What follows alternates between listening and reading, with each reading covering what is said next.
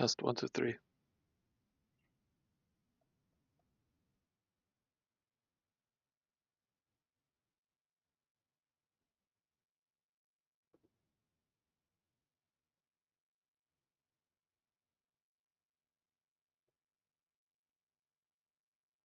Test one, two, three.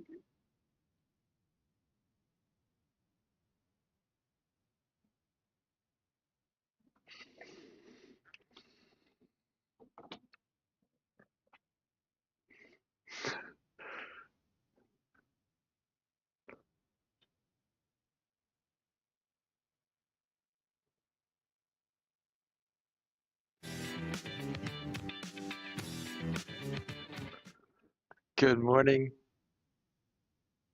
Happy Saturday. In case this is the first time we've met, my name's Andy with Meg's Edible Landscapes and the Live Garden Experience, or the Garden Experience Life, as rebranded here a few weeks ago. This is already going to be an interesting weekend as you're coming in. I'm going to be checking the chats to see who's here because I want to make a effort this weekend to say hi to everybody that's coming in and welcome you into this live gardening experience. I constantly ask myself, how can I improve this live stream? How can I bring you more into this live stream? And I got some surprises later this hour that I think you'll enjoy. And having said that, one of the things I did last week as I was demoing this kit right here, these actually mailed out this last week to some of my clients to demo with their residents at senior living communities. Is a deal seed saving project or program that I'm in beta testing right now. There's going to be a lot more iterations. That's all I'm going to say about that now, because I want to focus on you this Saturday morning. So, as folks are joining us, I see Shawnee Groves is here. Nice to see you. Uh, and I want to make an effort too to give a shout out to the other YouTube channels on this live stream. So Shawnee Groves has a live stream on Thursday nights at 9 p.m. Central Time. Also here in Minnesota, south of me. This past Thursday, I had mentioned to her too that I was up for a while Thursday night because I think it was Down Home Backyard Gardening. Chad's program was at 6 p.m. Central, so he's down in Texas. And then Shawnee Groves was at 9 p.m. So that was an hour with Robin from Chicago. They had Ritz and Rambles. That was a fantastic show. Actually, both of those live streams were fantastic shows. And then right after the conclusion of that, that was when Outback Tasmania had a live stream. So I popped in just to say hi, but I think I was up till probably just after midnight because I mean three live streams back to back on my favorite subject, which I know you could probably say the same thing, your favorite subject. With gardening, growing in general, just sharing the wealth as far as the knowledge of growing, and I was amped. So Thursday night was a great night this week. So yeah, so that's Shawnee Gross. Thursday nights at 9 p.m. Central. Jay Bot's here, or Jay from Ontario. Nice to see you, Jay. Thank you for everything you do. Jay's a moderator in a lot of these gardening live streams, so I want to say my heartfelt thank you for helping moderate. And looks like we have Nancy here today. Nice to see you here from Northern New Jersey. Fantastic. So we got some East Coast representing this morning.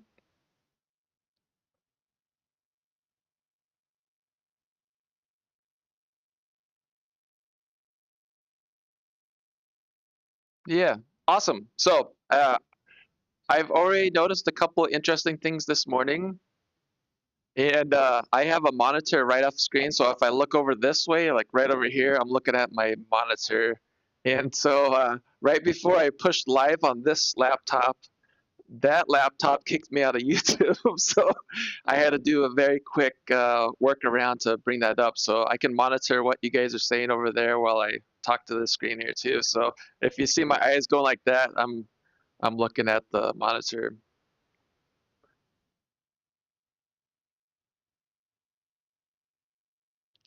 So Jay says, "Welcome to my world of back-to-back-to-back garden live streams." But I mean, if we're being honest, that's not the worst thing in the world. So anyway, welcome if you're joining us today. If this is the first time, there have been a lot of iterations and evolution to this live stream.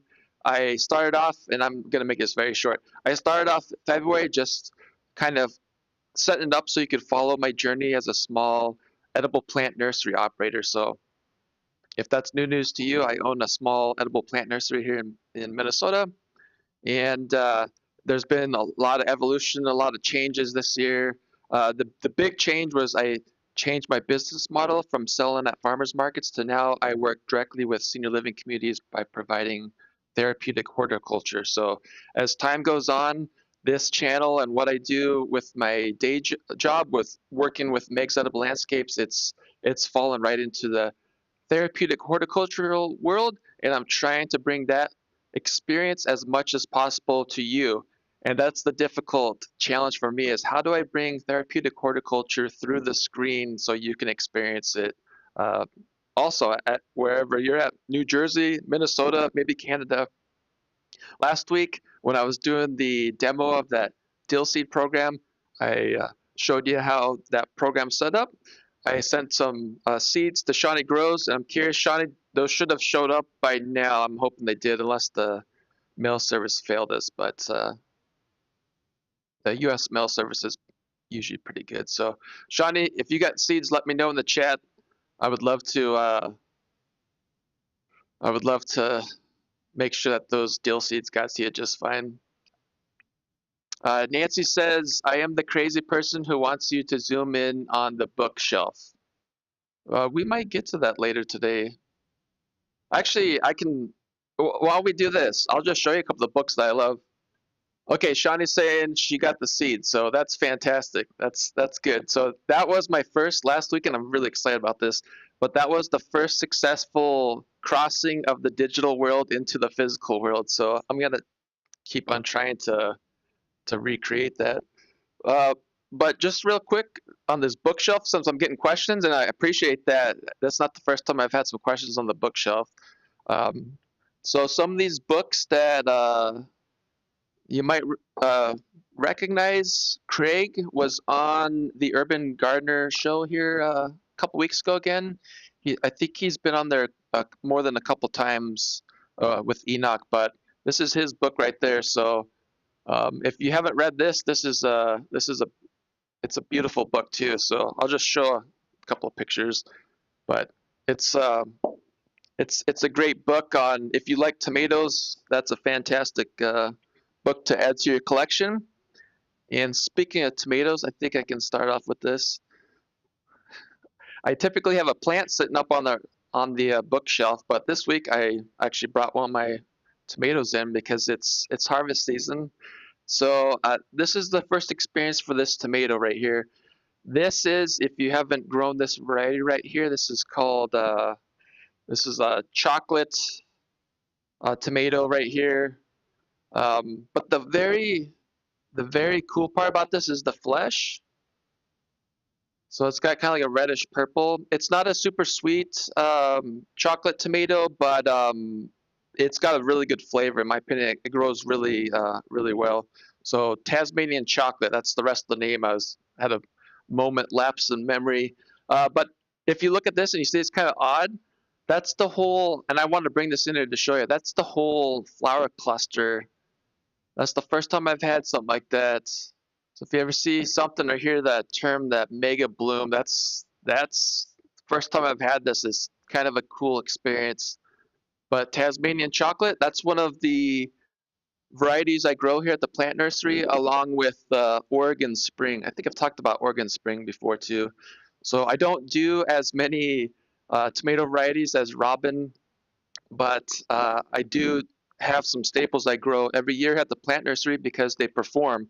And that's how I grow. I look for uniformity and then consistent results amongst flavor and a couple other things that I'm specifically looking for. Also, I always look to see how those plants perform in grow bags. So again, if you're new to this channel and you've never heard bags, that's all I grow in is grow bags, containers.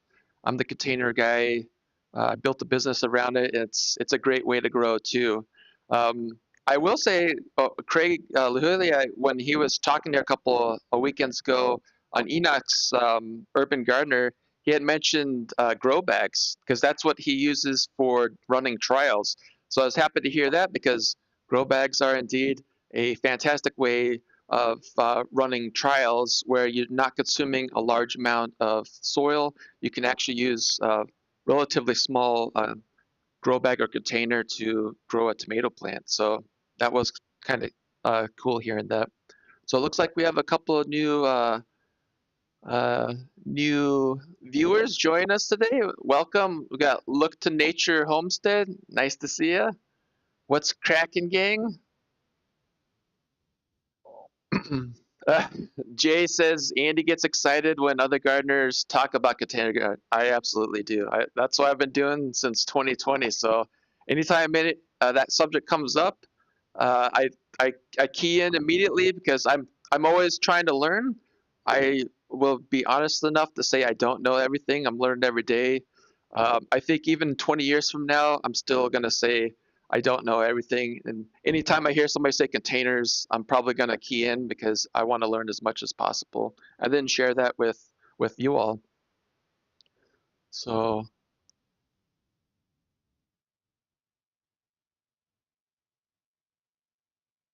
yep. Yep. And Jay, thank you for putting the additional info on the book and with Craig. So that's his book. I just want to give that shout out because that's been in the recent live streams lately. Some other stuff that's so I'll be honest, some of these books are going to be overkill if you're gardening at home. They're great for resource books. Some of them don't cost much. Some of them are very expensive because they're college level or graduate level books. But they're still great resources. And I'll share one thing with you while we're on the topic of this bookshelf is that I don't very infrequently do I pay full retail for a textbook. So if you've gone to college too, you've probably done the same thing. But I noticed here maybe a year and a half, 2 years ago, sometime around that time frame, Amazon. If you do buy books from Amazon, I mean, that's how Amazon started was selling books. They always have the retail prices first, and you can get those in different formats, whether it be a print or some type of digital format, or even audiobooks. But I I keyed in on the small print below the retail prices, and they have used or pre-owned books. So when I first clicked on that, the whole another world opened up. So there's a secondary market on Amazon just for used books, and that's where independent book retailers from across the country. Some of them are chains, but some of them are just mom and pop bookstores. You can get really, really good rates on a lot of these horticulture or gardening books off of Amazon through the used secondary market. So, like some of these books, I've paid like less than $5 for. Those ones typically are older, but a lot of the information that you find in these gardening and growing books, especially when it comes to horticulture, it's evergreen. Really, in the last, I'd say, decade or so, there's more information on genetics because that science has really increased by leaps and bounds. I won't get much into that, but that's the big thing is I've seen as far as science and horticulture, lot of these books that were printed in the 90s or even 80s, the content is still relevant to what we're doing today. So if that helps, but back to this bookshelf, a couple of things I wanted to show you more for the beautiful gardens. This one right here, if you've never seen this, Growing Beautiful Food. I picked this up a few years ago. Just the cover alone, I wanted to have this because if we ever have company, this is a great coffee book table piece, and you get stuff like that. It's just a really this is basically the book. It's just looking at beautiful produce, beautiful plants, just very very good book. So that's this one, Growing Beautiful Food. If you need a good coffee table book, I recommend this one right here. So those are those. If you want to get into, if you grow any like vining plants, perennials, apple trees, pear trees, I recommend this one right here, pruning and training. I'll give you another tip too. So some of you that have been following me for a while, you know that I went through a horticulture program at Oregon State University, and I have spent time on that in the past. I won't do that today, but I do want to share with you, if you look at some of the big horticulture colleges across the United States, so a couple other ones might be Cornell. I think Penn State has a pretty big horticulture program. But if you look at those colleges and you look at the course content, you can usually find out what books the professors recommend. And if you have any type of fruiting perennial trees, this is one of the ones that you're going to see recommended that they actually go through. So this isn't one of those types of books that has a lot of words. There's a lot of this is something that you can use as sort of a field reference too. So that's what I appreciate about it. About it is that if I got a question about my apple tree outside, then I can go to the apple tree section and get some really good field information on pruning and shaping apple trees. I flipped this one, honeyberries. I'm actually growing honeyberries this year, and I didn't grab any photos because they just started fruiting. But that's very cool because this is the first year I've grown out honeyberries in grow bags, and they're fruiting. So as that plant grows and gets larger, it's gonna bring on more fruit. But that's pretty exciting. Brand new plant to Meg's Edible Landscapes, and it's already fruiting. So that's that one. What else can I show? We can go through all these, right? I won't do that today, but this one right here, something that I was really zeroing in on my horticulture program was nutrition. I don't think I shared this with you, but I got to the college level for horticulture out of necessity. I actually started out in, was it, I think 2016, somewhere around there. I was dinking around with aquaponics. So I'm not sure if I shared that with y'all, but I did dip my toe into the aquaponics pond, and I quickly realized that aquaponics, that's the method of growing where you're trying to grow plants with fish waste. And I quickly realized that I was way over my head because there's a lot of chemistry that's involved with that growing process. And if you dink around or tweak too much on one system, you're going to mess up the other system. And I didn't want to kill my tropical fish. I didn't want to kill the plants. So I had some really forgiving plants. I did some leafy greens and some radishes, and they did okay. But that's when I quickly realized that I need some more in-depth the science knowledge behind it. So that led me to Oregon State University. Uh, did a year of chemistry. I loved every minute of it.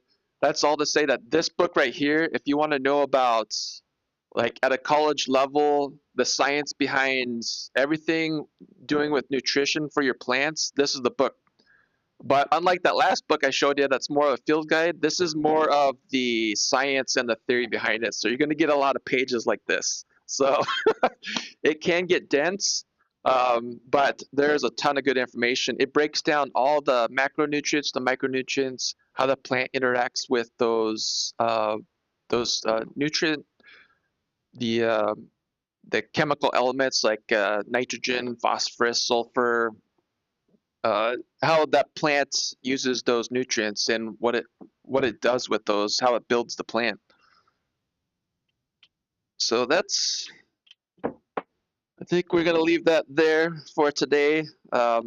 We can come back to the bookshelf here in the other other live streams, but those are some books that I got to share today. So thank you for that. And I see David from Bowtie is here today. Nice to see you.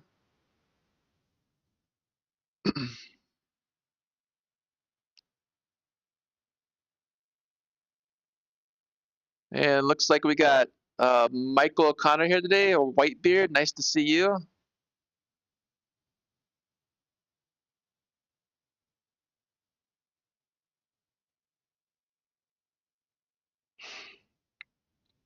Okay, this is a good point to share. Jay from Ecology Today says some colleges and universities allow people to audit, um, i.e., no certification testing their courses for free. So, yeah, that's a good point.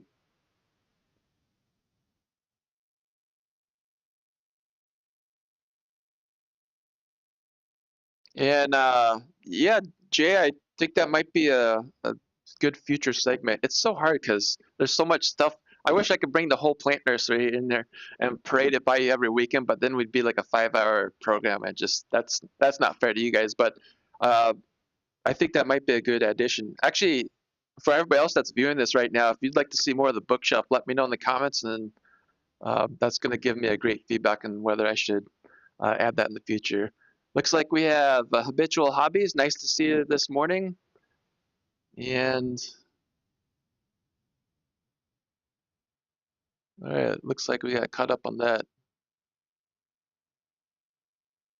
Oh, I don't want to miss this one. So, Look to Nature Homestead says How to Grow World Record Tomatoes by Charles Wilbur is a great read. Amazing info on composting from an Alabama native.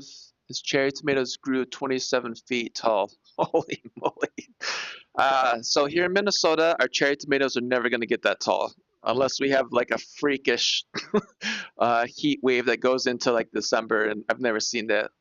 We have had very warm Septembers and Octobers, and so far September looks like it's going to be a pretty decent month for us. So all the summer plants that we have going here and at my customers' gardens, uh, so far it looks like it's going to be a nice extension to our summer growing season.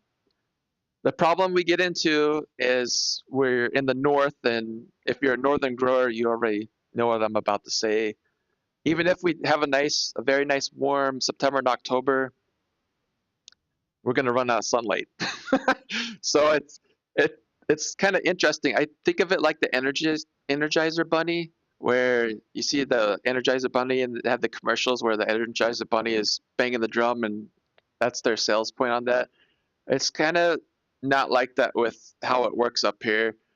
Even if we have that one leg of the triangle, the temperature, we're still running out of daylight. Like even today, it's noticeably later in the morning when the sun's coming up. And then of course when we have the daylight savings times when we reset our clocks, it's going to throw everything off again. But at this point of the year, it's starting to get noticeable here up in Minnesota that we're starting to run lower on sunlight. That's all to say that uh, our summer plants that like the heat and the sun, they're just going to be running out of energy to produce. So they're still gonna they're still going to produce. They're just going to slow down on how fast they make fruits or they leaf out, whatnot.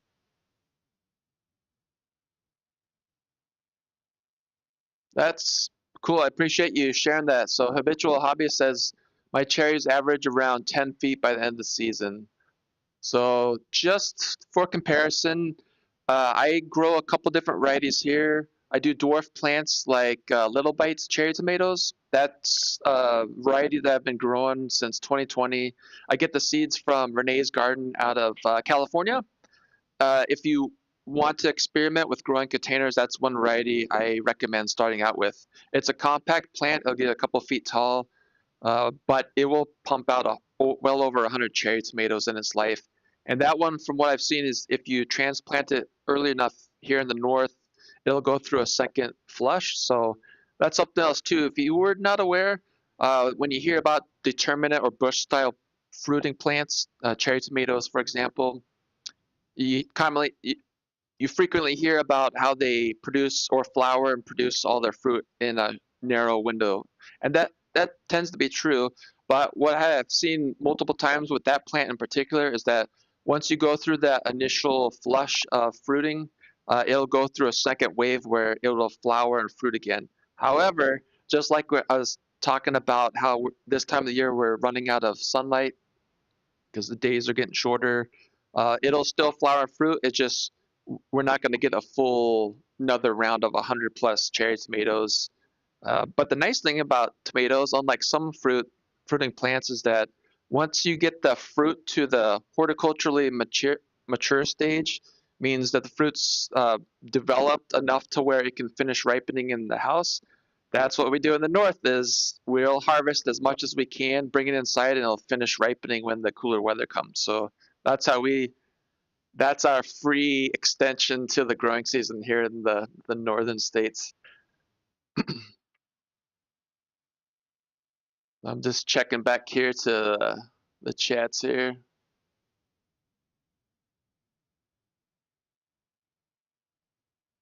Okay, there's some side conversations in there, which is fantastic because now I can move on to the next thing I was going to talk about. Okay, so I between last weekend and today, I reached out to a couple of you and I asked if you would like to include some of your gardening or plant photos or videos in the live stream today. So I'm going to put this out again. I'm going to put this out every weekend because it's something I thought about to include you into this live stream because after all, it's a garden experience. So I'm going to switch to my next slide here. And one of the photos that I got was from Shawnee Grows. This is popcorn Shawnee's growing. So I see Shawnee, you're still in there. If you got some more information on this, your popcorn plant, please put it in the comments so everybody else can see what you have. But what I wanted to point out was that beautiful silk. So that is something that I love to see. Uh, if you've been following me for this growing season, you know that I have some popcorn growing too. One of the popcorn varieties that I'm growing that has very cool silk like this one is called Dakota Black popcorn. So it's going to have those black kernels. But the silk, and this is the first year I've grown it out, the silk is pink. So it's even lighter than what Shawnee shared with us today. So I'm really curious to know which variety this was of Shawnee Grows. And that's a popcorn plant that looks very, very healthy. So the next one she sent me was this one right here. I haven't grown this plant out yet. Oh, thank you, Jay. So Shawnee is room painting, so we're mostly a podcast for her. That's fantastic. That's fantastic. Uh, so this is the second one that Shawnee had sent me. It's well, so it's interesting. I have never grown this flowering plant before, and I did a little research before today's live stream because uh, I always like to see on new plants, especially when you get into like botanical names. Some of the pronunciations for these are just brutal. But I saw a couple of different ways that people or growers have pronounced this, but it looks like celosia is a common pronunciation for this flowering plant right here. And then Shawnee, if you got any more information on this one too, maybe on the replay, you can put it in the comments so others can learn a little bit more about it. But what I did find out about that is that these plants are edible. So that's something I'm always keying in on is what's edible? What can we eat here? So I'm gonna flip over here because my next one is, let's see if this worked. It worked when I was practicing earlier. This is Michael. Let's see if it flips back. There we go.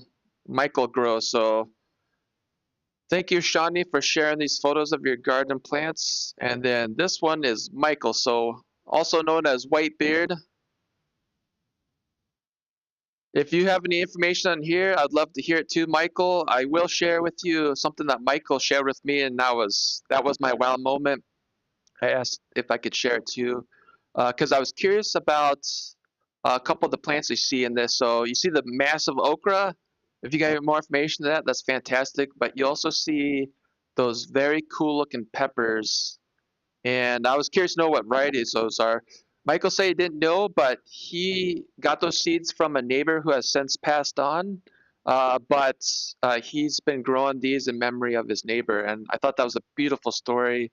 And please, if you have any more information you'd like to share with that, Michael, please drop it in the chats. But I wanted to share that with you all because with what I do with senior living communities, this is the exact type of stories that I love to hear, I love to share. It's building these connections between plants and humans or human to humans. using the plant as the natural connector, the glue to connect this.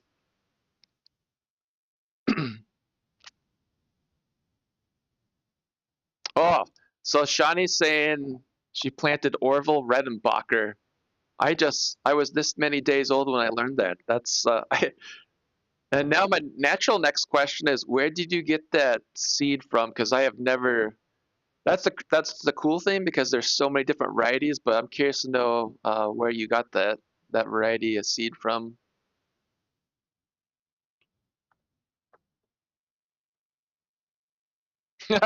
Bowtie Bowtie Life David says, yeah, study of basic Latin is a real good idea for any garden teacher, Andy. Uh, yeah, that's gonna have to go on my pile of stuff that I'm probably not gonna do in the near term future. Just we all have 24 hours in a day, and we have to use those wisely. And man, yeah, it's that's something I'm probably not gonna get to very soon, if I'm being honest.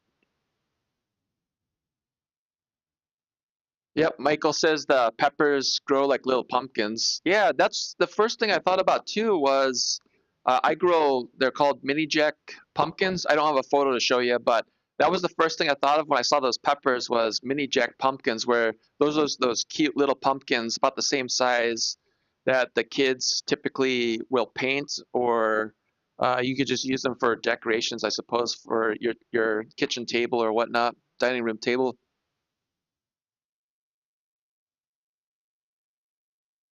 Oh, so it looks like in the chat there's some discussion on if Shawnee planted the seed from the store kernels. Yeah, now we're getting into the hybrid, so this is interesting. Yes. Okay. Awesome. So once again, Michael and Shawnee, thank you for sending your photos. And I also wanted to mention, I'm gonna flip back to this one. If you have some favorite plants, some favorite garden shots that you have, send those to, or videos. If you have a video that you walk around snapping a video of your garden, send those to Meg at megmyediblegarden.com. Once again, it's Meg at megmyediblegarden.com. And this is the first time I've shared that email on YouTube. If you're naturally wondering who's Meg, because I'm obviously not Meg, I'm Andy. I've probably shared this story before, but I'm going to share it with you again in case this is the first time that you've seen my live stream or first time you've met Meg. Meg is an acronym for My Edible Garden. I tried to get the domain myediblegarden.com in 2020 when I started my plant nursery. I was unable to because I think the owner of that domain wanted about $5,000, and I refused to hand over $5,000 for myediblegarden.com. So it's now megmyediblegarden.com, and at some point I'll probably own myediblegarden.com. But that's, if you're wondering the story behind that, that's where that came from. So Meg, if you ever see my logo, Meg is a persona that was created around this right here. So the more you know. But if you do have any price of garden plants that you'd like to share, or even the fruit, send it to that. I'd be honored to share it on the live streams on Saturdays to include you into the show as much as possible. So that is that.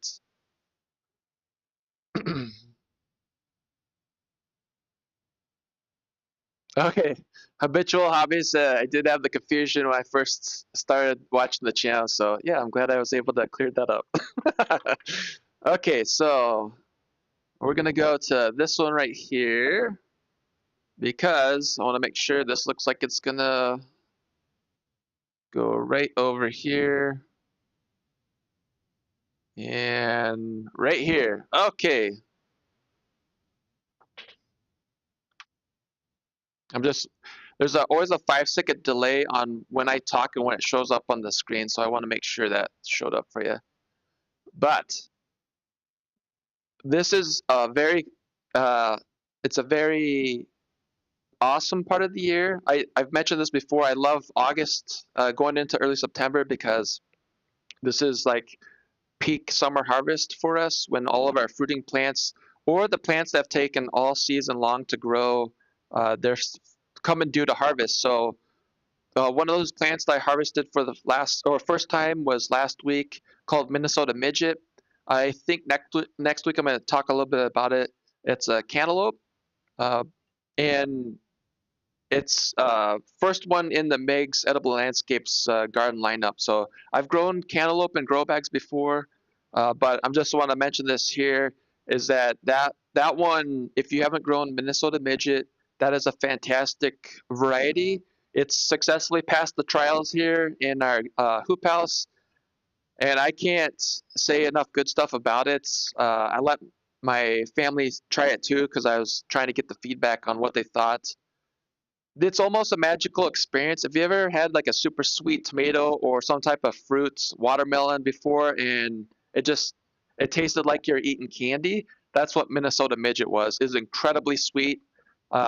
It's a personal size cantaloupe, so think about this big, a couple pounds, slice in half, and then I just take a spoon. I scooped out the seeds. It's an heirloom, so not hybrid. I could save the seeds from that, and then I just started eating it like a bowl of ice cream. It tasted like ice cream too. So anyway, that's that. That's a good segue into this right here. This is another part of this exciting part of the year is that I just fired up my winter nursery here at our plant nursery. So what that means is that this is going to be the first year that I've grown plants around the calendar. In years past, typically what happens for me is as the Minnesota growing season winds down, the plant nursery winds down. And I just thought about this last week.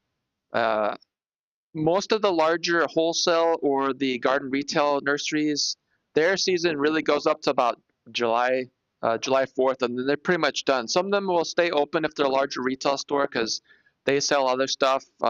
Right now, you'll see mums and other seasonal flowers, perennials that they're selling. But for me, I usually wind down about this year.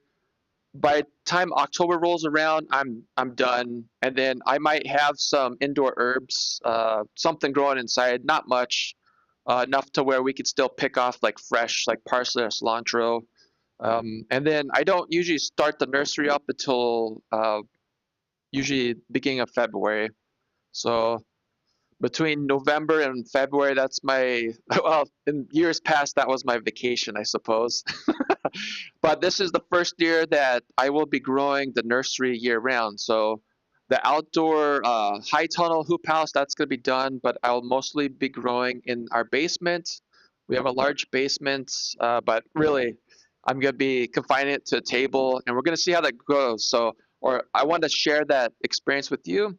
But it started up this week, and the first tray of plants that I have in there are my mint plants, which brings me to the screen that we're looking at right now. So, uh, I ordered a couple $100 worth of plants coming to me this week, and I want to share this with you, with you, because these are a couple of my suppliers that I did some trial purchases earlier this year, and I was really impressed. So the first one is this Growers Exchange, and I have a couple plants here on the floor that I want to show you. I did show them earlier this year when they were babies, but I want to show you what they look like in end of August. So this company right here, I think they're out of Virginia. They have a pretty cool backstory. The owner started them quite a few decades ago, but their big thing is they don't use any pesticides, herbicides. So that's their big thing. But they have some very awesome mints that I'm adding to my collection, and one of those was or is orange mint. So I ordered orange mint from them. That's coming this week, but I was gonna scroll down so you could see these other mint varieties that they have. So by mid-September, I will have 9 different varieties of mint, and I reached out, or I was telling Bowtie Dave about this earlier this week because I'm super excited. Our house is gonna smell pretty good. But orange mint's coming. That has a very strong citrus flavor, and then this ginger mint right here is another one that I have coming to me. So this guy right here, those two are coming. from Growers Exchange. Their prices are a little bit higher than probably your local big box stores, and that's okay because the quality that I've seen and the care that they take when they're packaging those plants up, I was really impressed. So the first run that I had earlier this year, I think I got 5 or 6 plants, and they all were healthy.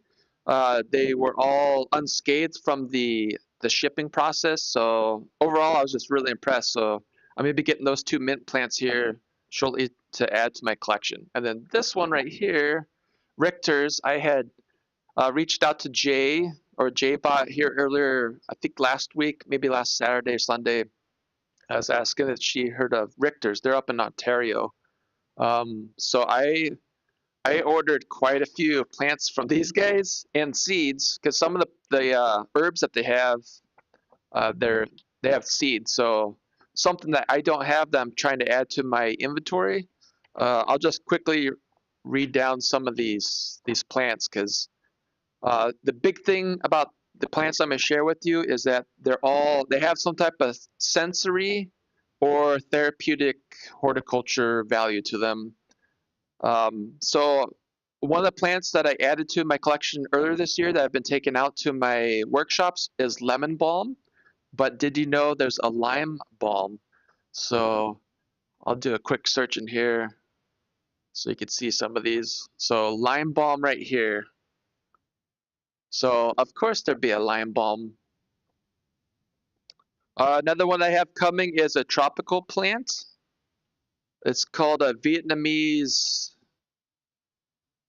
coriander. All right. So I'm sharing this one with you. So besides growing plants in our basement over winter, I'm gonna be growing plants right on the other side of the screen in our dining room that has now been commandeered for a tropical plant nursery. And so one of these plants is gonna be this Vietnamese coriander, which you can see down here, the hardiness zone is 11 plus. So that's definitely never gonna make it in Minnesota. What I love about this plant from what I've been reading is that not only does it have that cilantro taste, but I can continue to grow this indoors.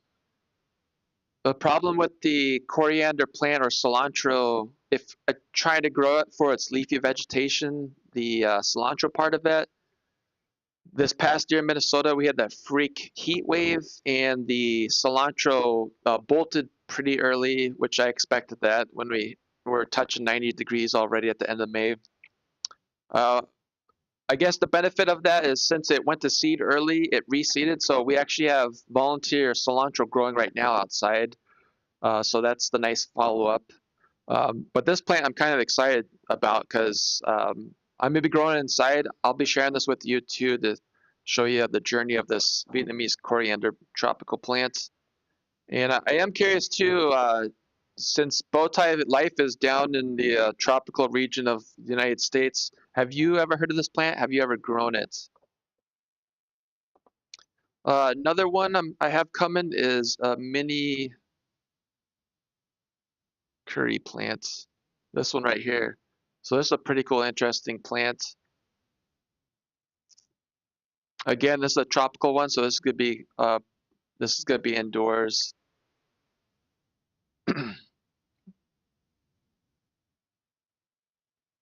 But that's the mini curry plant.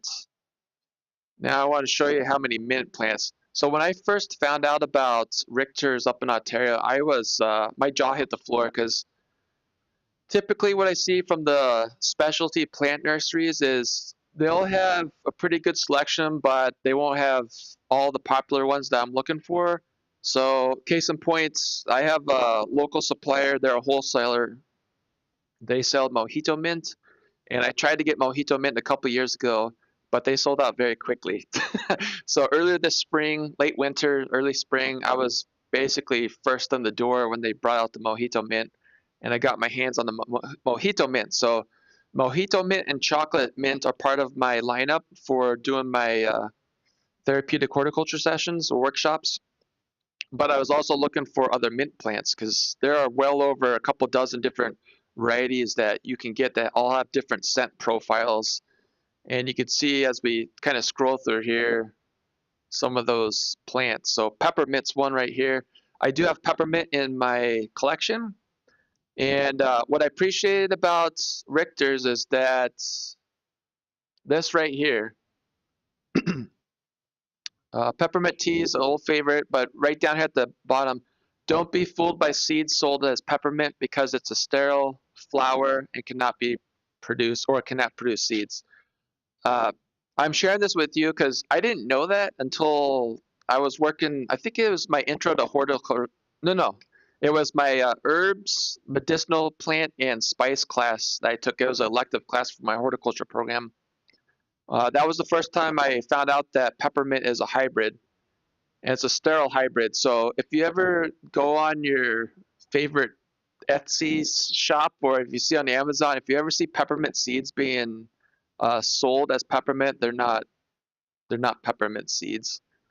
They might be a mint plant, but you're not going to get this variety right here. So I appreciated that these guys actually put that disclaimer in that because I don't typically see that. They're also selling live plants too. So let's see. Back to the mint plants though. So apple mint is another one I have coming. I already own chocolate mint, and from this last year, the chocolate mint has been the favorite. So it is going to be interesting when I start to add the apple mints, the pineapple mint. That's another one that's coming. The orange mint. This one right here, Moroccan mint. If you've ever had Moroccan mint tea, that's that plant right there. And I think this one was sold out. Yeah, they're sold out. Or they will do a whole plug tray at 90 if I want to fork over $110. So I thought this was interesting right here, the 6 to 8 weeks. I picked up on this immediately because I think I shared this with you. If I didn't, I'll have to do it again. But one of the programs I ran here last month as a trial was a mint propagation workshop where I brought mint, and there's basically 4 different mint varieties I had. I brought them in at different stages of their life cycle. So I brought mint seeds so everybody could see how small the mint seeds are. And just to prove that point, I'd have a Ziploc bag with maybe half a dozen mint seeds. And if you've never grown mint from seed, try it sometime. They are ridiculously small. So I had a Ziploc bag with about 6 seeds in it, and then another Ziploc bag with at least 100 seeds, so you could kind of see the difference. But even with the Ziploc bag with the 100 seeds, they were very hard to see. So that was one part of the workshop. I brought in clones because that was part of the program, was talking about how we can grow plants out from seed, but we can also take vegetative cuttings from mother plants, stick them into soil, and then they will root out, and then they will continue to grow. And part of this program was education on basil too, because I did the same thing with basil. Is that some of these plants take a very long time, like months, to grow out to the point where you have a pretty good sized plant. But if we take clones or cuttings and root them, we can shorten that to a couple of weeks. So back to this Richter's, when it says ships in 6 to 8 weeks, it really only takes about 2 to 3 weeks for the roots to start growing, and then they probably give it a couple more weeks to grow out, and then they package it up and then they ship it to you. So if you've never tried to propagate or clone mint plants, it only takes a couple of weeks, 2 to 3 weeks, for the plants to actually put down roots, and then they can start taking off. So it's a huge jump on the growing process versus growing from seeds. Growing from seeds still has its place, but it is very cool to see how you can grow a plant in a different way than you might otherwise. All right, so that's the mint. Just scrolling down here, you can see, oh, this is another one too. Banana mint. I did not, they're sold out on banana mint, but that's definitely another one I want to add to my collection. So if any of you have grown banana mint or something like that, I'd love to hear about it. Pineapple mint is one I have coming. And then down here towards the bottom, you start to see like the specialty hybrids. Bowtie Life says my mint cutting starts roots in 3 to 5 days. That's fantastic.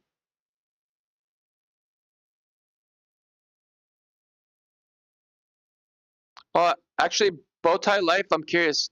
With your mint root cutting, are you propagating in water, like just a glass of water, or are you putting it into some type of soilless mixer? How are you doing that? That's what I'd like to know. Okay, and then the rest of these down here, you can see the little TM, the trademarks, whatnot. This one right here, this fish mint, this one I have coming too. So this one's another. It's not tropical like the other ones I shared with you, but it's in hardiness zone 6 to 10. That's not going to work here in Minnesota, so it's going to be growing indoors. But this one right here, Vietnamese herb used fresh on meat dishes and soups. Unusual but interesting fish-like flavor.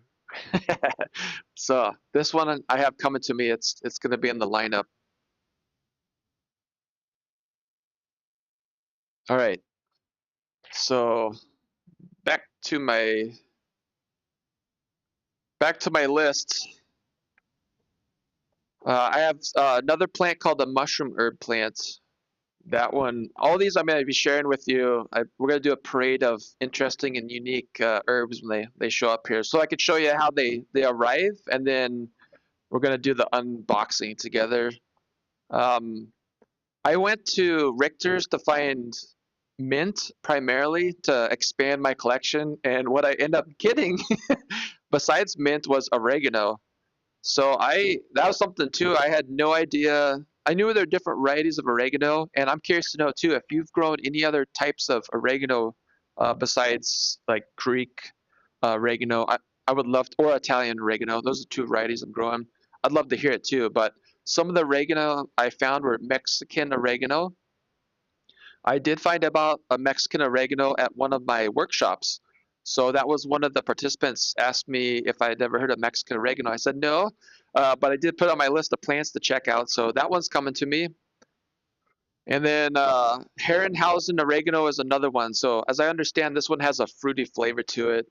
So that's going to be a very cool addition to this. Sage plants. If you grow sage, I have sage, culinary sage. There's a bunch of different sage plants too. So I have an actual fruit sage variety coming. Besides that, thyme. I got a couple of new thyme plants to add to the collection. One is a Zambesi lemon thyme. I had a golden thyme this summer. Is a variegated leaf, so it's very cool looking. Um, but it never hurts to add a couple more thyme to the lineup. I also have an orange thyme that's coming too, so it's going to have a different flavor to that. Uh, One last plant I can share with you is Bloody Dock seeds. So I didn't get the plant, got the seeds, but these ones are cool. They're also edible, but it's a perennial that will work here in Minnesota. It's got a green leaf. The younger leaves are edible, but they have red veins in it, so it's got that color look to it too. That looks very cool. Okay, I see. I got to go back to chat because I see some information about some of these different varieties that I was asking about. So, okay, Michael says there's a little country nursery that has different mints. Very good. That's the best place to get them if you have local producers or local nurseries that are growing. That I love getting them from local.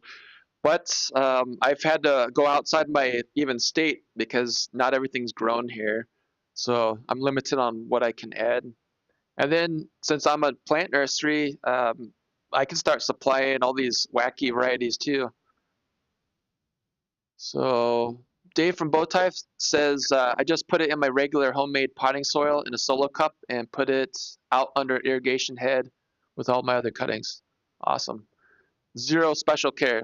That's even better. Yeah, mint is good for that. It's a easier plant to propagate, so that's one I'd recommend too. Along with basil, both of those are fairly easy to propagate.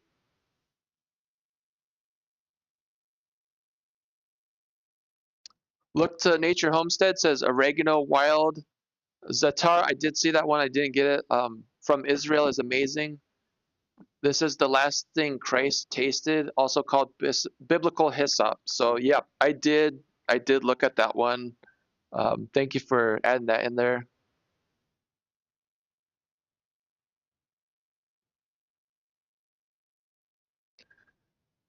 And thank you for the tip, Jay. And I'm 5 steps ahead of you on that because that's my business about the keeping requests for specific plants and locations. Oh yeah, yeah. That's part of what I do because I get that all the time and do the workshop and then, hey, I want a strawberry plant. Absolutely. Here's your strawberry plant. Add to the collection.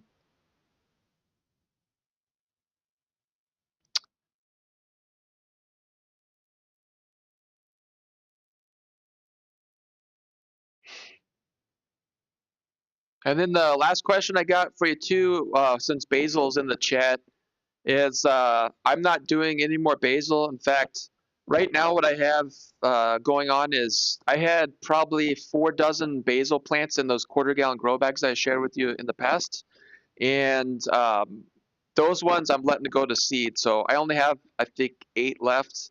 The rest of them went to my customers into their grow beds, or we just used for programming. But before we sent those off to them, I took cuttings from them and then rooted them. So I do have a nursery tray of they're about this big now of rooted clones. But the reality is we're already dipping down into the high 40s, low 50s. And with basil, if it gets down to the 40s, it gets really upset. I debated on whether to grow it indoors, but I don't see a point because it's just not natural for it. We're gonna have enough fun with mint in the house, and our family personally, we don't consume a ton of basil. It is nice to have it when we have it, but we're gonna be using probably mint and some of the other herbs I have, like that Vietnamese coriander, a lot more than we would with basil. But those mature basil plants I have outside, I'm letting them go to seed so I can collect the seeds for next year. And then also I have seed activities that I do too. So that's another plant that I can absolutely use the seeds from. So that is that. Now I told you I was going to share a couple of the plants that I've been growing out. So that growers exchange that I shared with you a little bit ago. This is an update on these plants too. So here's the first one, and hopefully David from Bowtie can see a screen. But if you can't, you have to come back later. This is my ginger plant. So, uh, ginger, it's kind of small. But this plant came a fraction of this. In fact, I had like one shoot that was in the nursery, a pot that came from Growers Exchange, and it's this big now. So this plant has been living out in my hoop house. I brought it in a couple of nights ago because the forecast was high 40s, and I didn't want to risk it. So the reality is here in about a week, these are going to be coming indoors anyway, so I'm starting to naturally acclimate my tropical plants because they're going to be living right on the other side of this laptop screen here starting in about a week from now. But this is my ginger plant, and like I said, I've been very happy with the quality of the plant that I received from Growers Exchange. And then we had a rough start when I put them outside because I put them out a little bit early. I was just very excited. I'm sure you can relate to me if you've ever gotten a new plant or a tropical plant. But we had some low temperature dips, and this one doesn't show it. The next plant will show more of that damage, but I have 2 ginger grow bags, and they both look like this. So I've been very happy with the ginger here.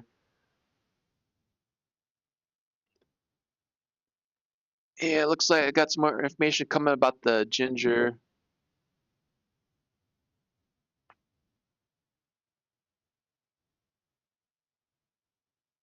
Jay says large basil leaves are a nice lettuce substitute in a tomato sandwich. Yeah, thank you for that. I haven't tried that. I'm gonna have to try that. Uh, David from Bowtie says, I recently started swapping mint for holy basil in my nightly tea. It really helps my blood glucose a lot. I appreciate that. Look to Nature Homestead says my in-ground mint patch is up to 24 varieties. Holy moly. that is wild. I love that. I I can only imagine what that smells like. And my first natural follow-up question to that is, do you have containers in the ground? Do you have like open bottom containers to contain that mint plant, or how are you growing that? That's what I'd really like to know. Okay. So that's my ginger. Like I said, I was I jumped the gun on moving the plants outside earlier this year, but that's okay. I knew there was going to be some rookie mistakes, but I am well on my way to making a pretty awesome tropical plant collection from Minnesota. So my next one I'd like to introduce is turmeric. So this is my turmeric plant. You can see the immediately on screen. You can see when I started to transplant that, because these singed leaves right here. These are from when we had a little bit of, and it wasn't frost damage. I mean, we were down in the 40s, so this is what happens when you put a plant that does not like to be in the 40s in a situation where it's just too cold. But the top of this, you can see how beautiful. Look at that foliage. This is all in the last 2 months. So August and July. This is what it's done right here in Minnesota. So if you're wondering if you grow turmeric in Minnesota, you absolutely can. But just like the ginger plants, I'm getting these acclimated to indoors because they're going to be living inside the house here from now until probably next mid-June. So it is sad they don't get to spend a lot of time outside here, but that's okay. I'm very impressed with the plant performance overall. If you're wondering about the grow bags, this is a let's see, 3 gallon. I have them color coded. So if you ever see the colors on there, this is my color code. So blue is 3 gallons. So this is a 3 gallon grow bag. Green is 5. That's why I had to quick check this because I couldn't tell if it's a 5 or a 3 gallon grow bag. And then also, if you ever get into doing hundreds of grow bags, this color code system I love because when I'm cleaning up in the fall and then storing all those grow bags, it's very quick to identify which ones because the 3 and 5 I mix up frequently if I did not have that color tape on there. And that's my tip of the day for nursery work if you're going to get into doing any grow bag growing at scale. Okay, Uh, Jay has any tips for bringing outdoor plants inside? And this is a fantastic question. I'm going to end with this question for today's live stream. But that is a fantastic question. That it's this is a very good time for that. So there's a couple things to this. One, like I said, this is going to be the first time that I've had a overwinter nursery here, and my business depends on that. So I got to keep mint plants going, all those mint varieties, besides all the other herbs that I'm going to be growing indoors. Now, since I'm not going to be bringing basil in, basil's going to finish its life outside, and then that's the end. So the only thing I will be bringing from the basil inside is going to be harvested seeds. That's okay. But the turmeric and ginger, we also have a fern that's going to be coming in that's out on our patio. And then I also have a bunch of new plant starts or uh, transplants that are going to be coming from these larger plant nurseries. So what I've developed is I need to be able to control my main nursery in the basement. I have a quarantine area. So that's the first thing I would suggest too is if you're going to start bringing plants indoors or what I'm doing this year, and I expect there to be a learning curve because this is the first time I've done this many, is just like when you start to harden off plants in the spring or summer if you have some late plants that you're bringing out, plants, like humans, like a gentle acclimation to their new environment. So here in Minnesota, we've been in the high of low to mid 80s, which is honestly, this has been a great growing season for a lot of plants because we haven't been in the 90s much, which ironically we had the 90s in the end of May. So figure that one out. But um, going from that to inside our house is 70 degrees typically.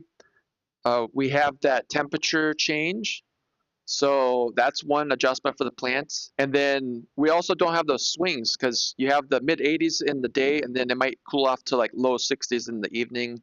But now we're going to be consistently at 70. So um, that's one thing. Humidity is the other one. So what I'm starting to do is I'm kind of doing the reverse of what I do in the spring, where I started bringing the plants in a couple of nights ago, just overnight, and then they go back outside during the daylight. And then that's one way I'm getting them acclimated to the indoor environment. Also, I'm setting up a quarantine area that's in a separate room that I have a door that can close. So if there's any pests or insects, like my favorite aphids, and I've mentioned this before, of all the pests in the world, I would much rather have aphid problem than say thrips. And I do have thrips right now. Thrip pressure. I haven't talked about it. I might talk about that next weekend. They haven't been bad enough to where they've been causing a lot of problems, but since we've had those highs of 80s and lows of 60s, that's like perfect thrip breeding temperatures for them too. So anyway, I have a separate quarantine room. So uh, once these plants come indoors, they go to the quarantine room. That keeps them separate from my mint plants and my other herbs that are growing that I just started in the other part of the basement. So uh, the big two tips or takeaways is gently acclimate your outdoor plants to inside, and then if you're doing like what I'm doing, where you want to make sure that you keep the integrity of the growing area and minimizing the potential pest problems, to keep a separate quarantine area while you're making that transition. Then after a couple of weeks, if you don't see anything flying around, one other tip I can give on that too is I've mentioned this in some of my videos that I use 3x5 indicator cards. I don't have them here to show you, but they're basically sticky traps. There's a blue one and a yellow one that I use. They catch different pests. So the blue ones, the thrips are attracted to. The yellow ones, those tend to catch like the moths and other flying insects, fungus, gnats, and whatnot. But that's something you can invest in. Also, if you're growing indoors, is just put a sticky card, 3x5, so they're really small, but you'll start to see if you have any flying insects pressure around those plants. And I always say, I'm going to say it again, I'm going to say it till I'm not no longer breathing, is that catching insects or fungal or any type of pest issue earlier is better than catching it later. So my aphids and my thrips problems this year, and even powdery mildew, I talked about this months ago. I expected powdery mildew that showed up a little over a week ago. I'm not freaking out because I was prepared for it. So um, I have a kind of a operating procedure on what happens when powdery mildew shows up. But back to these plants coming indoors, if you do have any insect pressure, the earlier that you can catch it, the earlier you can start treating. And I'm not saying you have to use toxic chemicals or anything like that, especially with aphids. Just washing the plant off. It's if you've never done it before, it doesn't take much water pressure to knock aphids off, and as long as you get them knocked off to the point where they can't reproduce, you can actually stay ahead of them. So that's my tip on that. But I want to take one last peek up here. Thank you, Jay, for adding the Urban Gardener show. Um, so that's another channel. Check out Bowtie Life. David Bowtie Life has a channel too. Check that out. Next week, I'm going to start actually showing these other channels up here too. So if you haven't checked them out, that definitely check them out. They got some great content on their YouTube channels. But yeah. Anyway, thank you very much for spending some time with me today. I hope you enjoyed it. And Tasmanian chocolate, uh, tropical plants, and I think today's plant of the show has been mint. So thank you for showing your or sharing your mint plants with me. Again, if you want to share your photos or have them featured on the live stream, send them to me at meg@megmyherbalgarden.com. Have a great week, and I'll see you next time.